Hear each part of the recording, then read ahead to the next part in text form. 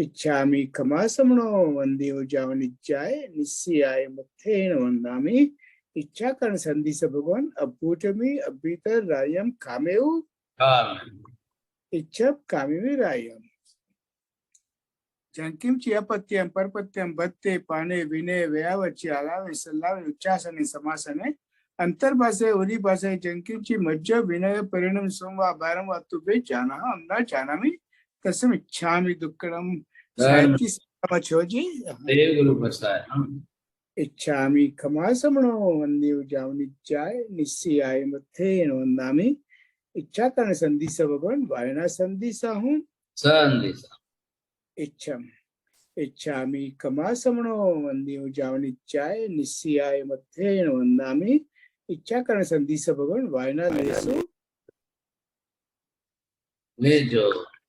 इच्छम इच्छामि कमासमनो वंदे उजावनिज्जाय निस्सियाय मत्थेन वंदामि इच्छा कर्ण संधि से भगवान पसाय करी वायना प्रसार करासो जी। नमो हरियंताणं नमो सिद्धाणं नमो हरियणं नमो वज्रायणं नमो लोये सर्वसाहुं तेषु पंच नमकारो सर्वपावपणासं मंगलानं च सर्वेसिं परमं वै मंगलम् जय जगजीव जोनि वियानो जगगुरु जगानंद जगन्नाहो जगबंधु जय जगप्रिया महोमय जय सुयाण भव तीर्थयराणम पश्चिमो जय जय गुरुलोकाणम जय महपा महावीर कल्याण पादवाराम श्रुत गंगा हिमाचल विश्वाम्भोजरवीं देवं वन्दे हम ज्ञातनं सर्वारिष्ट प्रणशाय सर्वाभिष्टार्थदायिने सर्वलब्धि निधान श्री गौतम स्वामिने श्री सुधर्मा स्वामिने अज्ञानतिमिरान्धनं ज्ञानं जनशलाकया नेत्रमुन्मीलितं येन तस्मै श्रीगुरवे नमः। धर्मला बहुत बहुत आशीर्वाद। सभी को सादर जय जिनेन्द्र। गणधरवाद की इस 199वीं कक्षा में आप सभी का हार्दिक स्वागत है। पूर्व कक्षा में हमारी जो चर्चा चल रही है वह पंच महाभूत के विषय को सिद्ध करने में महाराज साहब बता ही रहे हैं कि किस प्रकार से पंच महाभूत की सिद्धि की है और व्यक्त स्वामी ने भी उसे स्वीकार कर लिया है। और इसमें ही हमारा ये अंतिम ही समझ लीजिए विषय चल रहा है व्यक्त स्वामी का, और आगे जितने भी गणधरवाद आएंगे उनके प्रश्नोत्तर चलेंगे। इसके संदर्भ में हमने पूर्व कक्षा में विशेष रूप से ये देखा था कि इंद्रिय और पदार्थ की सर्वप्रथम सिद्धि की गई थी, जिसमें महाराज साहब ने स्वयं प्रश्न किया था कि इंद्रिय है तो पदार्थ है या पदार्थ है तो इंद्रिय है। तो इसमें ये हमें समझ में आया सारभूत रूप से कि पदार्थ अपनी जगह और इंद्रिय अपनी जगह है। पदार्थ है तो इंद्रिय हो या ना हो ये जरूरी नहीं है। पदार्थ और इंद्रिय के होने और न होने में कोई संबंध नहीं है। इन दोनों में कौन सा संबंध बताया था? ग्राही और ग्राहक संबंध ये बताया हुआ था।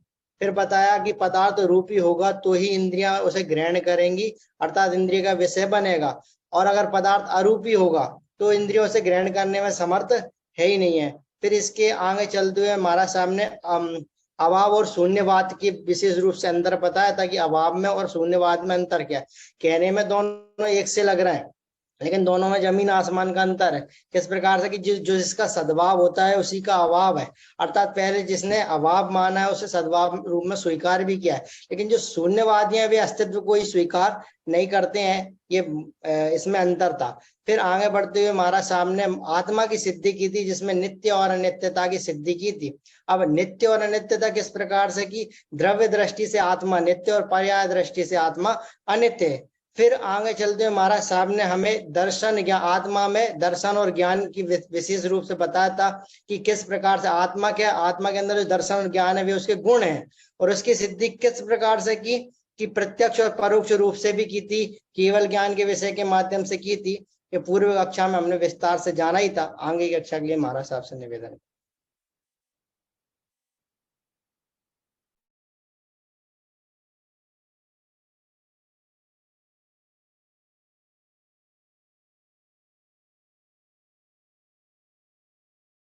हाँ जी, धर्मला बहुत आशीर्वाद। आज जो है 9 अगस्त के दिन बुधवार को हमारी इस समय दूसरी क्लास जो है गंधर्वाद की चल रही है। गंधर्वाद की इस 199 क्लास के अंदर चौथे गंधर्व व्यक्त स्वामी द्वारा उठाए गए पंच महाभूत के विषय में विचार विमर्श चल रहा है। ये आज की सेकेंड लास्ट क्लास है और फिर नेक्स्ट क्लास जो है 200वीं क्लास लास्ट क्लास होगी। वो लास्ट क्लास मतलब चौथे गंधर्व के विषय की समाप्ति की क्लास है। आप ये चिंता मत करिए कि गंधर्वाद बंद हो जाएगा या अंतिम क्लास है लास्ट समाप्त हो जाएगा, ऐसा नहीं। जैन फाउंडेशन की तरफ से विपुल जी ने भी आज मुझे विशेष रूप से कहा है कि नहीं, थोड़ी सी लोगों को भ्रम न हो जाए, क्लैरिफिकेशन कर देना। तो इन्होंने मुझे कहा है, इसलिए मैं आपको कह रहा हूं कि जैन फाउंडेशन वाले आगे गंधर्वाद कंटिन्यू रखना चाहते हैं। आप सबको मैं विशेष विनंती करूंगा, जैन फाउंडेशन को धन्यवाद भेजिए। आप बड़ा उनका उपकार मानिए, मैं भी इनका उपकार मानता हूं कि 200 क्लास चलाएंगे और चौथा गंधर्व के प्रश्न आया है। अब आगे तो मैं कुछ नहीं सकता।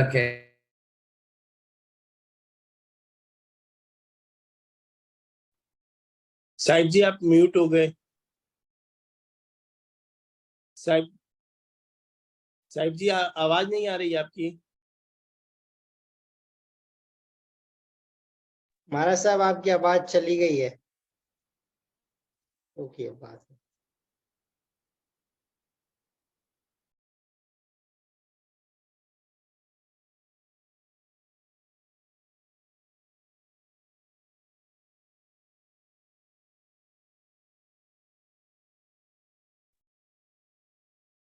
हाँ जी, तो यहाँ पर आज देखिए, हम जो तर्क युक्तियां चल रही है, प्रमाण चल रहे हैं, और प्रत्यक्ष प्रमाण, परोक्ष प्रमाण आदि, अक्ष प्रत्यक्ष से इंद्रिय प्रत्यक्ष और आत्म प्रत्यक्ष, इनके विषय के बारे में भी जो हम समझ रहे हैं, तो आज थोड़ी सी विचार विमर्श कर लेते हैं। फिर लास्ट क्लास जो नेक्स्ट मंगलवार को होगी तो हम थोड़ी प्रमाणों से सिद्धि कर लेंगे। प्रमाणों से इन भूतों की सिद्धि कर लेंगे। और 201वीं क्लास से 5वें गंधर्व सुधर्मा स्वामी का जो प्रश्न आएगा, गत्यंतरवाद जो है, गतिवाद, गत्यंतरवाद, इस विषय पर हम आगे चलाएंगे 201वीं क्लास से। चलिए, आज हम फिर इस विषय पर आ रहे हैं कि व्यक्त स्वामी बहुत बड़े विद्वान पंडित है साहब, धुरंधर विद्वान है उस जमाने के, उस काल के। लेकिन अब बौद्ध मत पर आने के कारण उस पक्ष से ये अपने आप के अंदर शून्यवाद पकड़ के बैठ गए। इसका ये परिणाम है कि सर्वथा अभावात्मक ही मानना है। मैंने देखो आपको लास्ट क्लास में भी बात की, अभाववाद और शून्यवाद दोनों एक ही नहीं है। अभाववाद का मानने के पीछे वस्तु का सद्भाव मानना अनिवार्य है। शून्यवाद मानने के पीछे वस्तु के अस्तित्व को स्वीकार करना संभव नहीं है। सर्वम शून्यम कह तो दिया, लेकिन सर्वम शून्यम कहने के बाद फिर वापिस उन्होंने सर्वम क्षणिकम और सर्वम अनित्यम कह दिया। इसके कारण सर्वथा संपूर्ण शून्यता भी नहीं बैठती है। यदि शून्य है तो क्षणिक और अनित्य संभव नहीं है, यदि अनित्य और क्षणिक है तो सर्वथा शून्य भी संभव नहीं है। चलिए, ये तो बाद के विषय है। और ये बाद के विषयों के अंदर जो प्रमाण आदि के अंदर है उनका, क्योंकि अब ये बहुत बुद्धिज्म जो है, बुद्ध धर्म का बुद्धिज्म, ये सिर्फ अनित्यवाद, शून्यवाद, क्षणिकवाद के इस बेसिक 3 पिलर्स पर ही खड़ा है।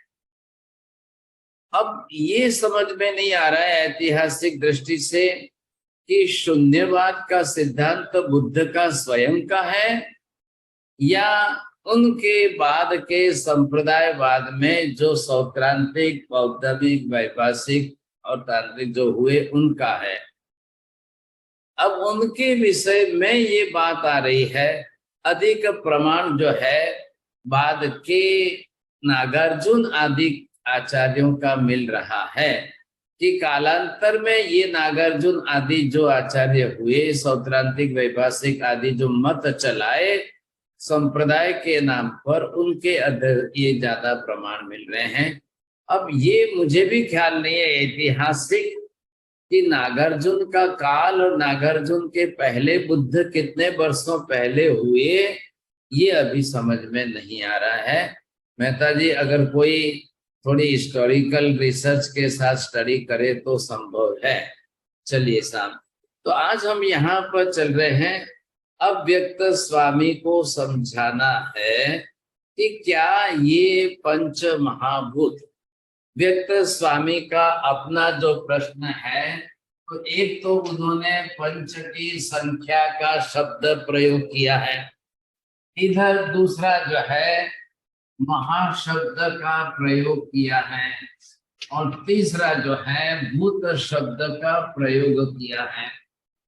अब ये शब्द अपनी तरह से संख्यावाची है, तो संख्यावाची के अंदर जब आप सर्वम शून्यम कहते हो, सर्वम क्षणिकम कहते हो, सर्वम अनित्यम कहते हो, तो फिर पंच की संख्या से क्या संबंध? दो के विषय में अच्छी तरह से विचार करिए। तो यहाँ पर जो है आप सर्वम शून्यम, शून्यवाद की बात है, तो सर्वम शब्द सही लगाया है कि पंच का सही लगाया? अब दो में से क्या है? क्योंकि बुद्ध का सिद्धांत सर्वम शून्यम को लेकर के चल रहा है, उन्होंने पंच का प्रयोग नहीं किया है। पंच का प्रयोग करके महाभूत का ही निषेध करते हो यदि आप, इसका मतलब 5 महाभूत के सिवाय के अन्य पदार्थों को आप स्वीकार करते हैं, तो वो कौन से हैं बताइए साहब? इन 5 के सिवाय के दूसरे कौन से पदार्थ हैं, उनका स्पष्टीकरण आप करिए। अब बड़ी समस्या आ जाएगी उनके सामने, फिर वहां कहाँ आएगी सर्वम शून्यम को लेकर के चलना है, तो आपने इस संख्यावाची शब्द का प्रयोग क्यों किया? संख्यावाची शब्द का प्रयोग करके जब आप बोल रहे हो, तो आपको ये मालूम है कि 5 भूत, ये शब्द इसी के साथ जोड़ना है या भूत शब्द इसके साथ जोड़ना है? महा जो है ये क्या है? महाशब्द भूत का विशेषण है। क्यों महा दिया गया है? महाशब्द क्यों दिया गया है? इस महाशब्द के अर्थ से विस्तार क्या कितना समझना चाहिए? मेहता जी बोलिए। महाशब्द से व्यापक, एकदम सर्वव्यापक विस्तार समझना चाहिए। मेरे को यही ख्याल था, मैंने इसलिए दूसरों को नहीं पूछा। आप शब्दार्थ ही करेंगे ऐसा मुझे ख्याल नहीं था कि आप खाली शब्दार्थ करेंगे। तो चलिए, और किसी को बोलना है? महाराज साहब विशालता। भाई साहब, मुझे वही ख्याल आया वापिस। ये एक शब्द बोलेंगे, आप दूसरी बोलेंगे, अभी तीसरा कोई अंग्रेजी ट्रांसलेशन करके बोलने को तैयार है। चलिए, अब महाशब्द को हम क्यों समझ रहे हैं, क्यों आधारभूत ले रहे हैं? अब इसके अंदर से इसको सीधे ही शब्द के अर्थ में ले जाएं,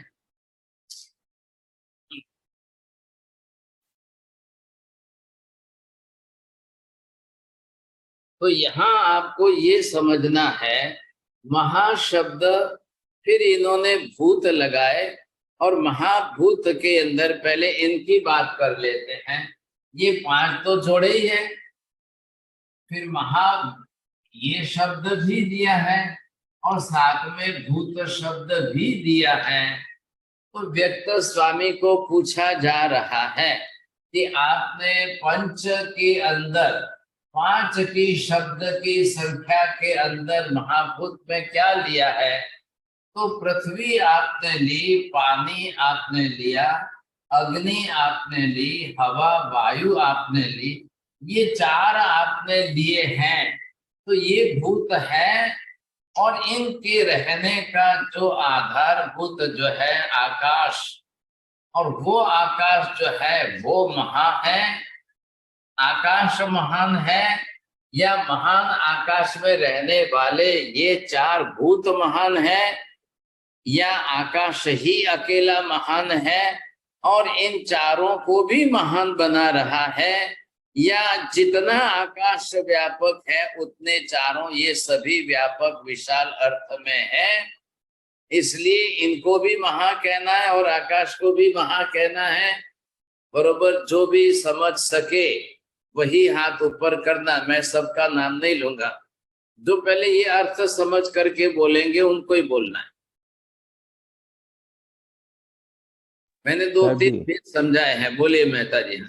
साहब जी, व्यक्त स्वामी को ये पूछा जा रहा है कि आपने महाभूत जो कहा है, तो उसके अंदर क्या आप ये कहते हो कि खाली आकाश ही महान है और पृथ्वी पानी अग्नि वायु उसमें रहते हैं, या आप ये कहते हो कि आकाश के अंदर रहने वाले पृथ्वी पानी अग्नि वायु है वो महान है और वो आकाश में रहते हैं, या फिर आप ये कहते हो कि पृथ्वी पानी अग्नि वायु आकाश ये 5 महान है? ऐसे 3 प्रश्न पूछे। बहुत अच्छी बात है। देखिए, अब जब हम महाशब्द को लिए, अब इन्होंने भूत शब्द को लिया है, इनकी दृष्टि से भूत शब्द भी नहीं बैठता है, क्योंकि इनके ही वेद वेदांतों में, ग्रामर में, डिक्शनरी में भूत शब्द जीववाची है, भूत शब्द अजीववाची नहीं है। इधर आकाश को भी साथ में जोड़ करके इन्होंने भूत शब्द लगा दिया है। अब व्यक्त स्वामी को ये पूछा जा रहा है, ध्यान दीजिए, मैंने ये पहले भी बात बताई थी, हिंदू धर्म में भी, वेद वेदांतों में भी पृथ्वी पानी अग्नि वायु आकाश को जीव नहीं कहा है। ख्याल आया? पृथ्वी को भी जीव माना ही नहीं है, पानी को जीव माना ही नहीं है, अग्नि को भी जीव माना ही नहीं है, वायु को जीव माना नहीं है, और बौद्ध धर्म के अंदर आत्मा का स्वीकार नहीं किया गया है, इसलिए भी इनको मानने का प्रश्न नहीं आता है।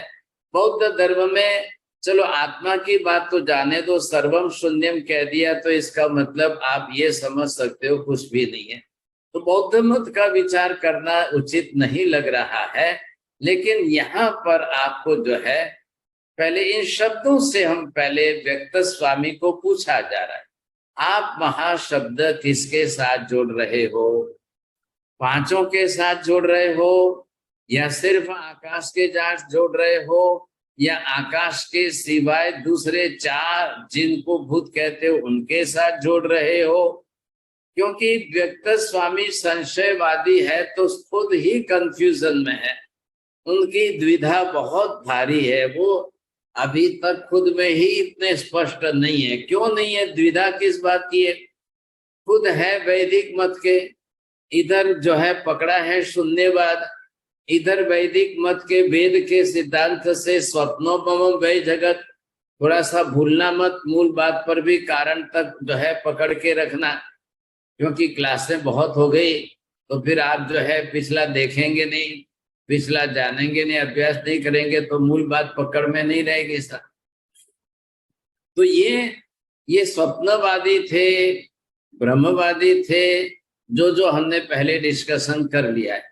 अब आज हमको ये देखना है महाशब्द किसके साथ लगाना है।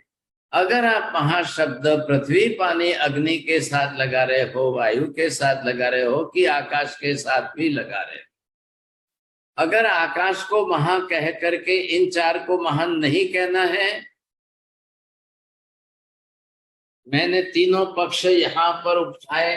अब तीनों के आधार से आप पहले ये समझ लीजिए तो आपको बरोबर ख्याल आ जाएगा। तो यहाँ पर नंबर 1 आकाश ही महान है।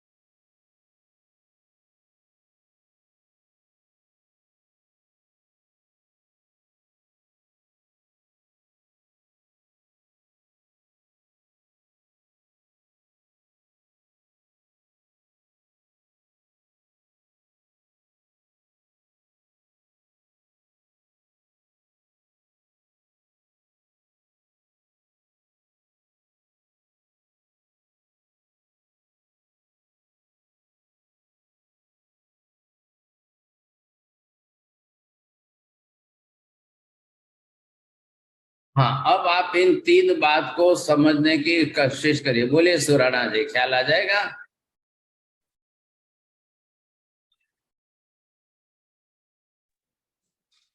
नहीं? अच्छा, ठीक है, बोलिए। हाँ, आकाश ही महान है। चार भूत, बाकी के चार भूत तो उतने महान नहीं है। और चलिए, पांचों महान नहीं है, पांचों महान नहीं है। ठीक है, राहुल जी बोलिए। नहीं, ख्याल नहीं आ रहा है? चौड़िया जी, क्या है यहाँ पर है? तीन बात पढ़िए, लिखे ना, पढ़िए। साहब, आकाश ही माँ है या चार भूत है माँ है या आकाश और चारों भूत सभी पांचों माँ है? हाँ, तो ये व्यक्त स्वामी को पूछा जा रहा है। अब अगर इनके अंदर आप देखिए, नंबर 1 पहले का उत्तर लो कि आकाश महा है। महा का मतलब विशाल है, व्यापक है, विस्तार वाला है। तो एक का ही विस्तार हुआ तो दूसरे चार नहीं है। तो आपने तो महाशब्द किसके आगे लगाया है? और 5 और भूत दोनों के बीच में है। तो आप तो पांचों को महान, आपके शंका के विषय के आधार पर पांचों 5 महा हो गए। आप तीसरे पक्ष में हो। अभी भी खुलासा करिए कि एक ही महा है और बाकी के नहीं है। आकाश को मानते हो, बाकी के किसी को नहीं मानते हो। तो पहले ये बताइए कि इनके अंदर क्या है। आकाश को मानने को तैयार होते हो तो क्या शून्यवाद आपको परमिशन दे रहा है या अभाववाद आपको परमिशन दे रहा है? आकाश को मानते हुए भी आपका शून्यवाद बच जाएगा? अरे ये बात समझ में आ रही है? कोशिश करिए आप। या आकाश को न मान करके आप चारों भूतों को मान सकते हो, या आकाश को न मानते हुए चारों भूतों को महा मान सकते हो, या अकेला आकाश ही महा है और बाकी के चारों महा नहीं है। अब भाई साहब, आपको ही जल्दी जल्दी समझना है। क्या अब जो है विपुल जी ने भी दे दिया है। 2 क्लास बची है आज की क्लास, और एक लास्ट क्लास एक और बची है। आगे हम नहीं बढ़ा सकते हैं फिर। अब इन तीनों की बात करिए आप। तो इनके अंदर जो है वो क्या देखना है आपको, किसकी महानता दिखाए। अब आकाश की महानता ये है। अब ये पूरा आकाश द्रव्य है। क्यों हम इतना बड़ा पूरा क्यों कर रहे हैं? आपने महाशब्द का प्रयोग किया है इसलिए। तो ये महा करने का महा आकाश, ये अगर हम आगे शब्द जोड़ते हैं तो महा आकाश, व्यापक आकाश, विशाल आकाश, तो बहुत बड़ा आकाश है साहब। अब इसका तो अंत ही नहीं है साहब। इतने पूरे आकाश में सर्वत्र पृथ्वी, पानी, अग्नि, वायु, वनस्पति आदि कुछ है क्या? तो पहले यहाँ पर क्या आया, आकाश द्रव्य आया और दूसरे द्रव्य आए साथ। अब दो के बीच में क्या होगा, इन दो के बीच में आकाश क्या है, ये सबका आधार बन गया है। आकाश सबका आधार बन गया है। अब आप आधार को मानने के लिए तैयार हो, और इस आधार के आधार पर जो रहने वाले जो है वो आधे पदार्थ है। अब आपको आधार मानना है, आधे नहीं मानना है। आपको पीने के लिए पानी लाकर दिया जाए तो आप ग्लास को मानने को तैयार हो, पानी को मानने को तैयार नहीं हो। तो फिर जब पानी नहीं होगा तो पूरा ग्लास लेकर प्यास कैसे बुझाओगे? आप खाली आधार मानोगे, आधे नहीं मानेंगे। दोनों बात में पहले स्पष्टीकरण कर लीजिए, तब आपको ख्याल आ जाएगा। तो इसके आधार पर आपको ये भी देख लेना है, पहले समझते जाइए। नंबर 1, अगर आधार को मान रहे हैं आधे, लेकिन आधे जो है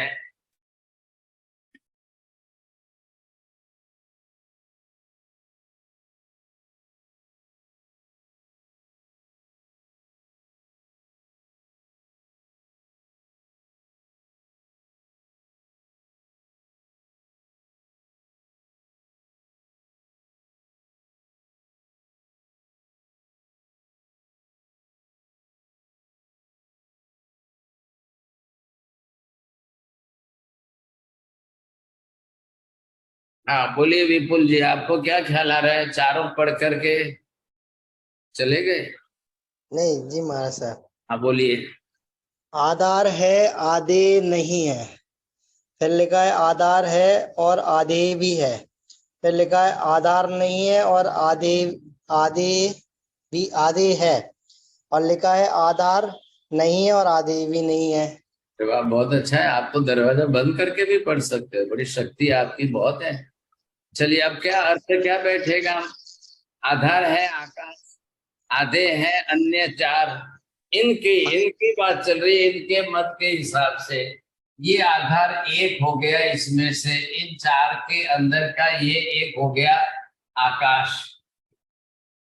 और इन चार के से इन चार, ये जो चार है कौन है? पृथ्वी, पानी, अग्नि, वायु। अब कौन सा सही बैठता है, कौन सा नहीं बैठता है, देख लीजिए।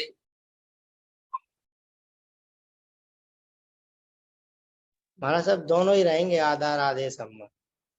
हाँ, अगर आधार मानने को तैयार है तो आधे मानना ही पड़ेगा, या फिर आधार का भी ना करो, निषेध करो। तो व्यक्त स्वामी तो कह रहे हैं हाँ हाँ हाँ हाँ, मैंने तो बिल्कुल कहा ही है, आधार भी नहीं है, आधे भी नहीं है, पांचों महाभूत नहीं है। तो भाई साहब आप कहाँ हो? आप खुद कहाँ खड़े हो? आप खुद आकाश में हो कि आकाश के बिना के हो? आप अलग हो और आपसे आकाश अलग है? आप अलग हो, आपसे पृथ्वी अलग है? आप पृथ्वी पर खड़े हो, कहाँ खड़े हो? और आप पृथ्वी का स्पर्श दो पैर से किया, वो कितना भाग है?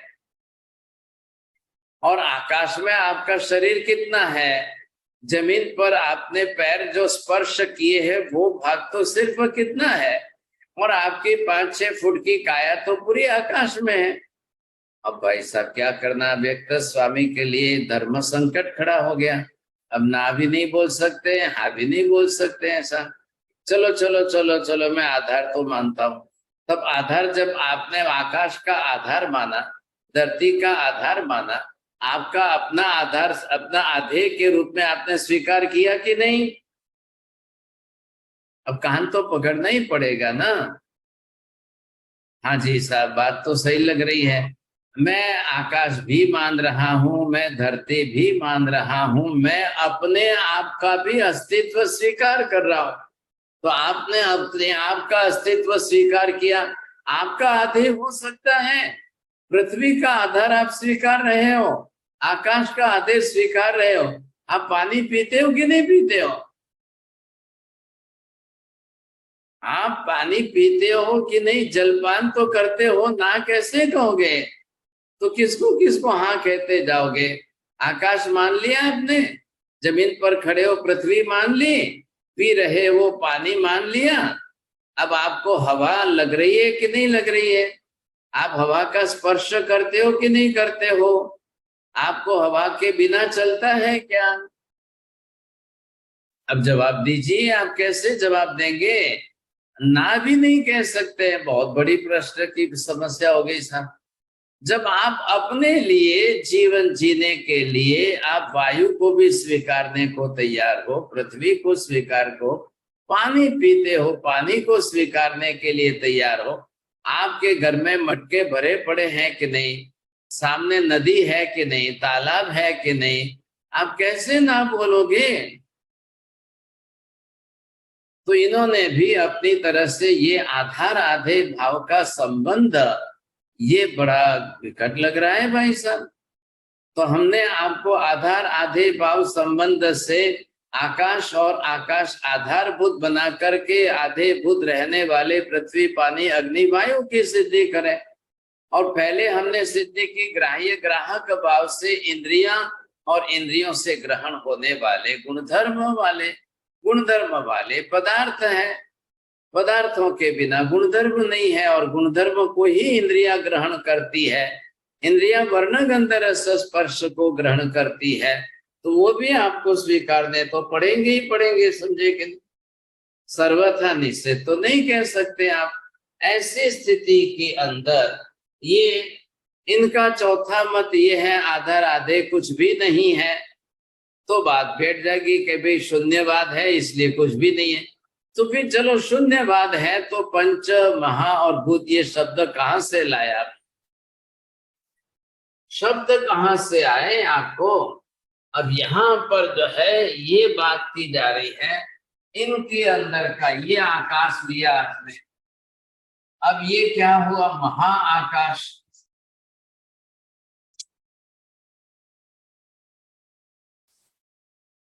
अब ये महाआकाश है तो महावीर और स्पष्ट करके कह रहे हैं कि अब इसके अंदर जो है इतना आकाश जो है ये,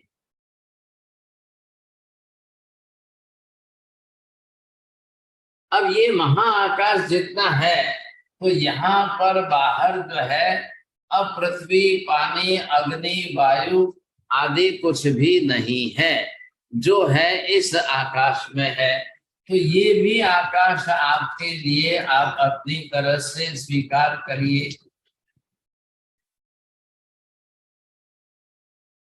इधर जब इनको बोला कि आकाश में बाहरी आकाश, महा जो आकाश बाहरी आकाश है उसमें पृथ्वी पानी अग्नि वायु वनस्पति कुछ भी नहीं है, तो व्यक्त स्वामी उछल कर कूद करके राजी हो गए। हाँ हाँ हाँ हाँ हाँ, मेरा भी मत रह गया ना, मेरी भी बात रह गई ना, देखो देखो देखो अब आ गई बात समझ में। मैंने कहा ना नहीं है नहीं है नहीं है, तो उनको कहा हाँ भाई सब नहीं है, लेकिन इस महाआकाश में नहीं है। ये बाहरी महाआकाश जो है इसको कहते हैं, इसमें नहीं है। लेकिन ये जो अंदर का आकाश है लोकाकाश, इसमें सब है। तो व्यक्त स्वामी कह रहे हैं कि मेरी भी बात रख लो, आपकी भी बात रख लो। महावीर कह रहे हैं हाँ जी हम तैयार है, बिल्कुल ना ही नहीं है सब। बाहर का आकाश इतना अनंत गुना बड़ा है, इतना व्यापक अनंत गुना बड़ा है कि उसमें नहीं है कुछ भी। तो महावीर कह रहे हैं भाई साहब आप इतने राजी होते हो, आपकी बात रह गई, लेकिन आकाश है ये तो स्वीकारना पड़ेगा ना आपको। अरे अरे अरे अरे हाँ आकाश है ये तो स्वीकारना पड़ेगा। तो पहली बात ये करिए ना, आपने पंच महाभूत में भूत के साथ आकाश जोड़ दिया, वो गलत लग रहा है तो निकालो। वो पहले गलत लग रहा है कि नहीं लग रहा है आपको?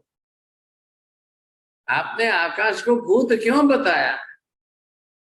आकाश तो आधार है सबका। अच्छा बताइए आधार आधे कभी एक हो सकते हैं क्या, या आधार आधे हमेशा अलग ही रहते हैं? छोड़िए जी जल्दी करिए, बोलिए टाइम जा रहा है। नहीं महाराज दोनों सेपरेट रहेंगे। Very good. हाँ दोनों एक हो सकते हैं क्या? कभी संभव भी है क्या? अरे गिलास और पानी एक हो जाएगा कभी? नहीं नहीं माँ।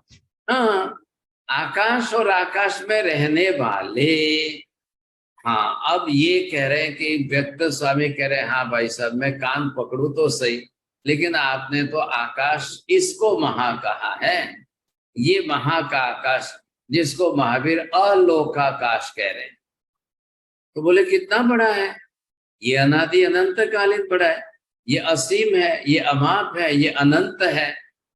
तो अस्तित्व तो है ना, असीम से, अमाप से, अनंत से बरोबर ये अस्तित्व सिद्ध होता है। क्यों अस्तित्व सिद्ध होता है राहुल जी? चलो ध्यान नहीं है आपका मन। हाँ बोलो अंसा बहन, क्यों अस्तित्व कैसे सिद्ध होता है? चलिए, ये क्या है? धर्म है। माप प्रमाण क्या है? असीम, अमाप, अनंत, ये माप के विषय की बात चल रही है। तो ये जो भी पदार्थ होगा इसके साथ में ये जुड़ेगा, माप प्रमाण के हिसाब से जोड़ना पड़ेगा आपको। तो जैसे असीम, अनंत, अमाप, अब इसका अपोजिट करिए, ससीम, समाप, शांत। लोकाकाश जो है वो कितना है? वो भी इसी प्रमाण से है। चलो इसको भी आप स्वीकार करके अब इसको भी महा बना दीजिए। तो बोले चलो इसको महा बना दें, तो ये आकाश कितना बड़ा महान बन जाएगा सा। अब आपको ये देखना है कि ये आकाश इतना बड़ा महान बन जाएगा।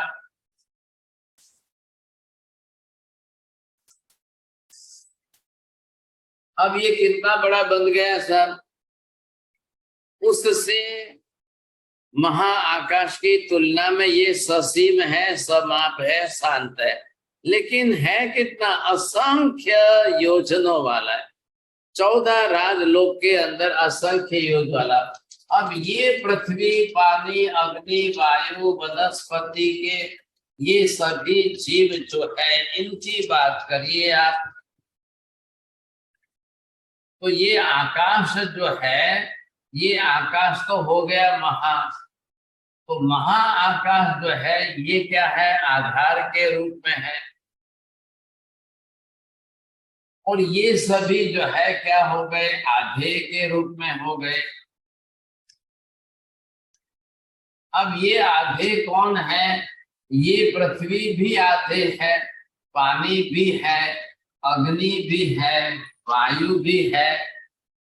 इन चारों की बात, ये चारों आधे हो गए, ये चार का आधार आकाश हो गया। अब ये सब जो है क्या है? तो इनको सबको हम जो है महाभूत कहेंगे।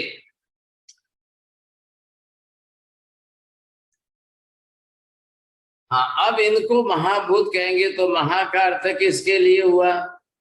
अब आप सबके साथ लगा दो, आकाश के लिए भी महाशब्द लगाओ, इतना विशाल और व्यापक।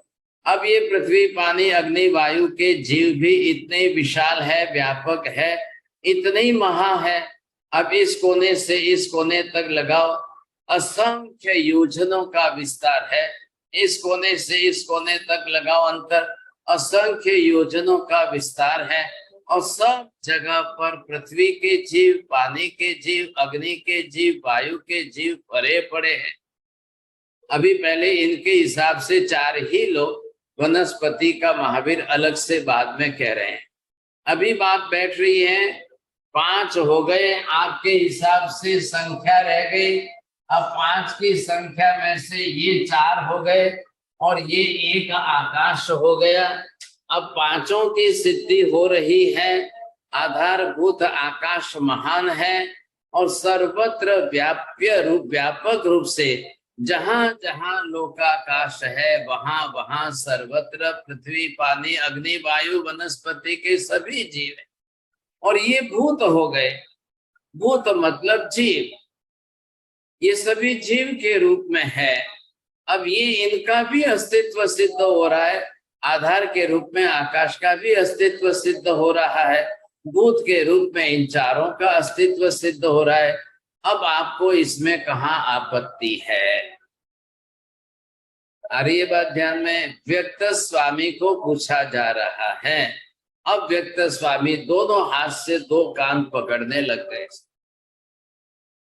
बरोबर दोनों हाथ से दो कान पकड़ रहे हैं। भाई साहब बिल्कुल सही लग रही है, आपकी बात बिल्कुल हकीकत में सत्य बैठ रही है, इतना तो मैंने तो सोचा भी नहीं, विचार भी नहीं किया था। देखिए शंका करने वाले को तो लंबा सोचना नहीं है ना, शंका करने वाले को किसी को लंबा सोचना नहीं होता है। और कोई भी शंका करने वाले एक अक्षर में उनका तो ना बोल दिया, काम हो गया। लेकिन महावीर कहते नहीं, आप ना भी बोलो तो भी विचार करके बोलो। ना बोलने के पीछे आपको कारण देना पड़ेगा, ऐसे ही तो नहीं चलेगा। आप ना बोल रहे हो, कारण दीजिए। अस्तित्व का अभाव सिद्ध कर रहे हो, जब सद्भाव है और आप अभाव नहीं मानते हो, शून्यवाद मान करके सिद्ध कर रहे हो, तो बहुत बड़ी बात हो, फिर बहुत बड़ी बात होगी, फिर कमजोर बात नहीं होगी। तो ये आप पहले समझिए, इस बात को लेकर के चलिए साहब। तो यहाँ पर जो है ये विशेषता आ रही है कि इसके अंदर आकाश की भी सिद्धि हो रही है और इन चारों की भी सिद्धि हो रही है। आकाश की सिद्धि आधार के रूप में हो रही है, पृथ्वी पानी अग्नि वायु की सिद्धि आधेय के रूप में हो रही है, सर्वत्र है। अब व्यक्त स्वामी को कहा गया है आप दुनिया के किसी कोने में चले जाइए, प्रत्यक्ष किम प्रमाणम, अब सर्वत्र जा करके सब जगह पर वस्तु खोल करके, अरे एक एक जगह पर आप बरोबर इंद्रिय प्रत्यक्ष से पृथ्वी पानी अग्नि वायु का आप प्रत्यक्ष बोध करोगे, आपको इंद्रियों से दर्शन भी होगा और ज्ञान भी होगा। अब व्यक्त स्वामी ने बात कहाँ पकड़ी, आकाश कहाँ दिखाई देता है, वायु कहाँ दिखाई देती है साहब।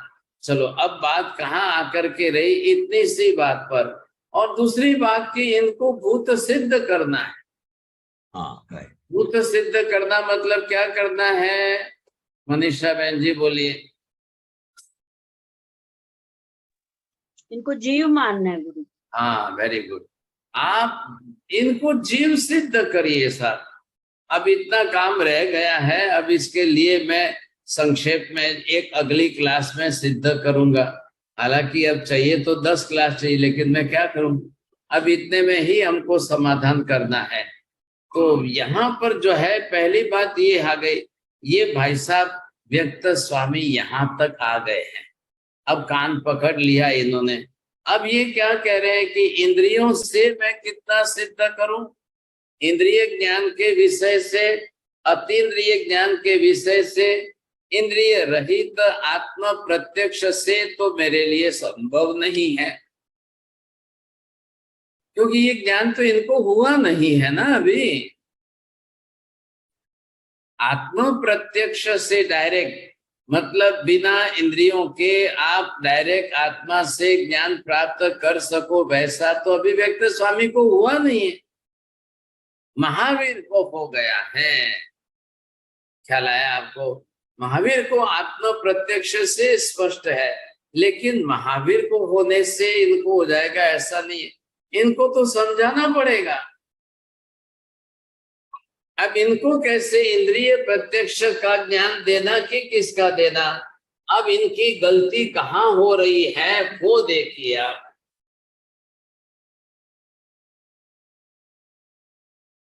प्रत्यक्ष शब्द के अर्थ में अब ये जो है प्रत्यक्ष शब्द है, इसके अंदर शब्द क्या है, प्रति प्लस अक्ष। अब ये इसका अर्थ हम करते हैं, क्या अर्थ करना चाहिए, सही अर्थ क्या होना चाहिए इसका, चक्षु इतना ही अर्थ होना चाहिए कि इंद्रियां, आपको इंद्रियां ये अर्थ बैठाना चाहिए। बोलिए जैन साहब। मेरे ख्याल में इंद्रियां बिठाना चाहिए महाराज साहब। हाँ बरोबर है, खाली चक्षु नहीं, लेकिन जनरली 90% लोग यही गलती करते हैं। इंद्रिय प्रत्यक्ष कह दो तो वो चाक्षुष प्रत्यक्ष स्वीकार कर लेते, अरे चक्षु को भी प्रत्यक्ष को और अन्य इंद्रियों को क्यों छोड़ रहे हो? इंद्रियां इंद्रिया ही है ना सभी। एक मानना चक्षु पड़ेगा। इंद्रिय एक ही ग्रहण करेगी, वो सब ग्रहण नहीं करेगी। ये भी बात इतनी ही जरूरी है साहब। तो ये आप देखिए यहाँ पर, आप इसको एक को तो इंद्रिय कह दोगे, ये आ गई चक्षु इंद्रिय। अब आप क्या करोगे, यहाँ कान है इसको ना कहोगे, इसको इंद्रिय नहीं मानोगे, इसको इंद्रिय नहीं मानोगे, इसको इंद्रिय नहीं मानोगे, ऐसा तो नहीं होता है। इंद्रियां कितनी है, इंद्रियों में से आप सबको स्वीकार करिए आप। और इसमें भी क्या हो गया, खाली आप एक इंद्रिय चक्षु इंद्रिय मानो, फिर बोलोगे इंद्रिय से चक्षु इंद्रिय से जो प्रत्यक्ष हो गया वही ज्ञान। ऐसा कैसे कर सकते हो आप? तो इनको जो है ये कहा कि देखो आखिर तो ज्ञान तो अब जाकर के अंदर आत्मा में होने वाला है। अब वो इंद्रिय से इस इंद्रिय से ज्ञान हो या इस इंद्रिय से ज्ञान हो या इस इंद्रिय से ज्ञान हो या किसी भी इंद्रिय से ज्ञान हो, संसार के अंदर सभी जीव अलग अलग है। कुत्ते को जितना सूंघ करके ज्ञान होता है, याद रहता है, उतना देख करके नहीं, उतना स्पर्श करके नहीं। लेकिन प्रज्ञा चक्षु जो ब्लाइंड है, अंध है, उसको जितना सुन करके याद रहता है उतना जो है दूसरी इंद्रियों से नहीं सा। अब इसका क्या करेंगे? सबका अलग अलग है। कबूतर को भी तो मति ज्ञान होता है, उसको देख करके जितना होता है। अब सबका अलग अलग है। पशु पक्षियों को आप देखिए, जब भी खाने की कोई बात सामने आएगी पहले सूंघेंगे। अब सूंघ करके उनकी मेमोरी में वो जाएगा, उनको बरोबर मति ज्ञान हो जाएगा, बरोबर वो जाकर के मना कर देंगे साहब नहीं खाना है। आप किसी को भी, अरे डोंकी ले लो, गधे के सामने जाकर के ये जो आज इंसान खा रहे हैं ना, ये पड़ी का जाकर के रख दो उसके सामने, कुत्ते के सामने रखो, गधे के सामने रखो, ये क्या बोलते हैं, कौन सा पड़ी का बोलते हैं जिसमें केसर डालते हैं, वो बोलते हैं विमल वाला केसर डाल के देता है लोगों को। अब क्या बोलना समझ में ही नहीं आ रहा है। तो केसर क्या नहीं खाएंगे? और कोई बोलता है क्या डाल के देते हैं, कोई क्या डाल के देते हैं। और बड़ा सब कितने इंसान समझदार है भगवान जाने, लेकिन ये तो बादाम से भी महंगा हो गया। जरा हिसाब कर लो, बादाम कितने रुपए किलो आती है और ये कितना रुपए किलो होता है, करो हिसाब। लेकिन फिर भी आप देखो, बादाम तो रखोगे ना तो लाल चींटी भी खा जाएगी, चींटी भी बादाम खाती है सर। लेकिन अगर ये पड़ी के आप रख दोगे ना तो कोई नहीं खाएगा सर। अब बताइए, ये पांचों इंद्रियां हैं और आप एक ही इंद्रिय मानोगे और चार अन्य इंद्रियों का निषेध करोगे आप? तो व्यक्त स्वामी को पूछा, भाई साहब आपको चमड़ी के स्पर्श से किसी का ठंडा गर्म कुछ नहीं लगता है? आपको सूंघ करके आम की गंध नहीं आती है? आप बगीचे में फूलों की गंध लेकर के ये नहीं कह सकते गुलाब का फूल है? अरे हाँ, ये तो बात तो सही है साहब। तो जब हम इंद्रिय प्रत्यक्ष कहते हैं तो पांचों इंद्रियां ग्रहण करिए। जब भी इंद्रिय प्रत्यक्ष की बात आए तो आप पांचों इंद्रियां लीजिए। पांचों में से इन चारों पांचों से जो ज्ञान हो, ज्ञान तो अंदर आत्मा को होने वाला है, तो वहां बरोबर आप प्रत्यक्ष शब्द का प्रयोग करिए, इंद्रिय प्रत्यक्ष। अब इंद्रिय प्रत्यक्ष के अंदर आप यहाँ पर ये देखना है कि स्पर्श इंद्रिय से भी प्रत्यक्ष हो तो वो भी समझिए, चक्षु इंद्रिय से हो तो वो भी ज्ञानी है, श्रवण इंद्रिय से हो तो वो भी ज्ञानी है, उसका उस पदार्थ का ज्ञान है। अब इंद्रियों का तो विषय कितना है, गंध, ये वर्ण गंध रस स्पर्श ग्रहण करना है। इंद्रियों की बात तो इतनी है, इनको तो ग्रहण करने के लिए। अब ये जब आपसे ग्रहण हो जाए तब फिर इनके बाद में आप स्पर्श इंद्रिय से वायु की सिद्धि नहीं होगी।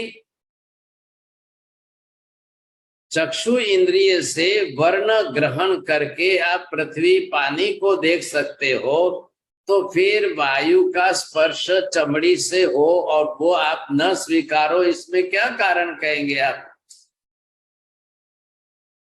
ऐसा नहीं हो सकता है ना।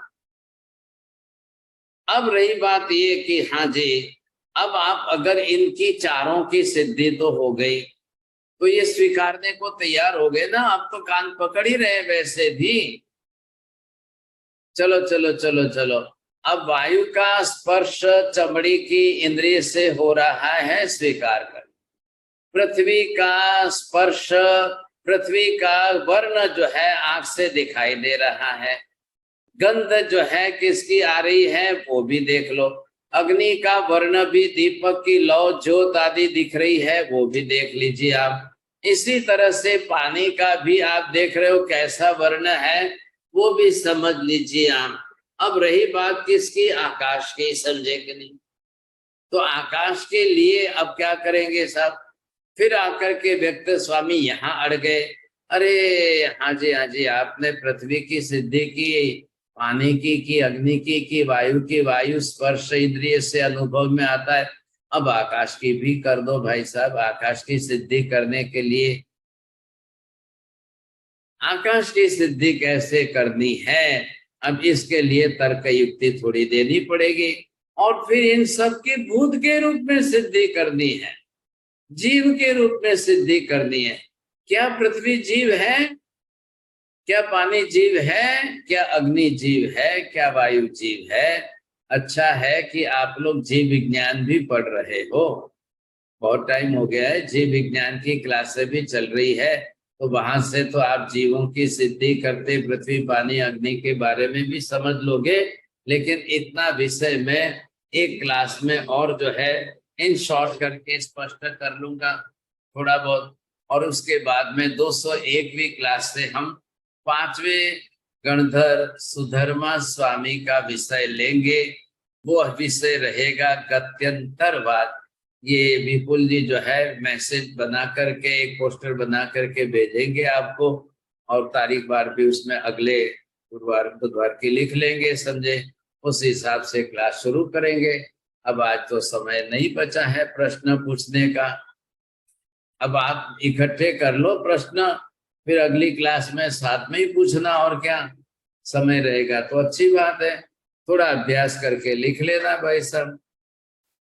नमो रियंताणम नमो सिद्धाणम नमो आयर्याणम नमो वज्रायाणम नमो दोहे सर्वसावणम एसो पंच नमोकारो सर्व पापनाशम मंगलानं च सर्वेसिं परमं हवै मंगलम्।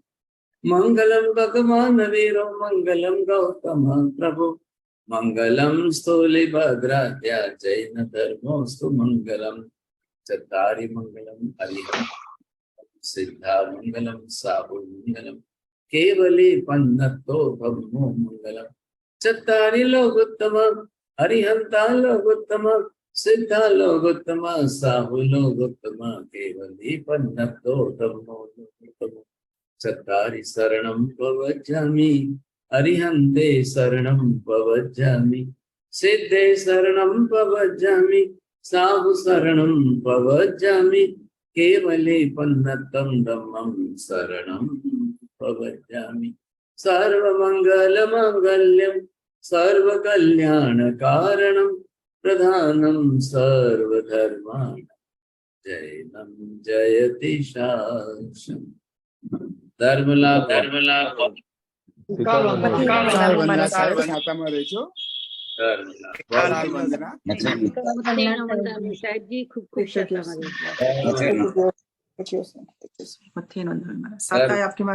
आज ही बहुत आशीर्वाद सब।